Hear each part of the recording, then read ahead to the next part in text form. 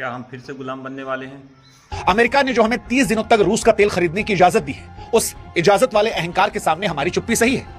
तो देखिए, इस पूरे विवाद को जड़ से समझना बहुत जरूरी है, क्योंकि अमेरिका के मंत्री का बयान सुनकर किसी भी भारतीय का खून खौलना लाजमी है। अमेरिका खुलेआम कह रहा है कि हम भारत को परमिशन दे रहे हैं ताकि वो रूस से तेल खरीद सके। अब इस बात को गहराई समझिए, दुनिया के सबसे बड़े लोकतंत्र को एक दूसरे देश का मंत्री जो है वो परमिशन देने की बात कह रहा है कि वो किससे तेल खरीदे, किससे ना खरीदे। अगर ये बात सच है तो ये सिर्फ एक बयान नहीं है, ये हमें आर्थिक रूप से गुलाम बनाने की एक सोची समझी साजिश है। क्योंकि आज के दौर में भारत कोई कॉलोनी नहीं है, एक आजाद मुल्क है। भगत सिंह और महात्मा गांधी जी ने हमें आजादी इसलिए नहीं दिलवाई थी कि 80 साल बाद अमेरिका जैसा कोई देश हमें यह बताए कि सुनो, तुम इससे दोस्ती करोगे, इससे नहीं करोगे। और संप्रभुता का मतलब सिर्फ सीमाओं की रक्षा करना नहीं होता है, बल्कि बिना किसी बाहरी दबाव के अपने देश के आर्थिक हित में फैसले लेना भी होता है। अब यहां पर कुछ लोग आकर यह कह सकते हैं कि सर, ऐसा हो सकता है कि सरकार खामोश इसलिए हो क्योंकि सरकार चुपचाप कूटनीति कर रही है।